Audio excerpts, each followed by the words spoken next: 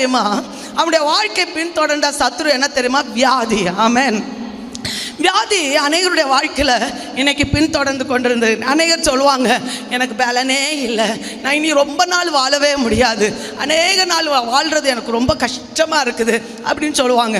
நான் சீக்கிரமாக இந்த உலகத்தை விட்டு என்ன செய்வேன், தொடர்ந்து நான் போயிடுவேன் அப்படின்னு சொல்கிற அவிசுவாசமான வார்த்தை சொல்லுகிறத நான் கேட்டிருக்கிறேன். ஆனால் ஒன்று சொல்லுகிறேன், தாவீது சொல்லும்போது இப்படி ஒரு வார்த்தை சொல்லுகிறார். என்ன வார்த்தை சொல்கிறார் தெரியுமா? ஆமென். தீரா வியாதி அவனை என்ன செய்தது?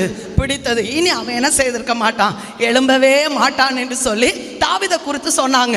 ஆனால் தாவீது தேவன் மேலே நம்பிக்கை வைத்தான். என்னை பலப்படுத்துகிற கிறிஸ்து எனக்கு எல்லா வியாதியிலிருந்து விடுதலை தர அவர் போதுமானவர் என்பதை விசுவாசித்த போது அந்த வியாதியிலிருந்து ஆமென் எழும்பி நடந்து கர்த்தருக்கு முன்பாக, அந்த சத்துருக்களுக்கு முன்பாக ஆமென் குதித்து கர்த்தருடைய நாமத்தை மகிமைப்படுத்த கர்த்தர் அவனுக்கு கிருபை கொடுத்தார். ஹல்லேலூயா. இது இரண்டாவது சத்துரு.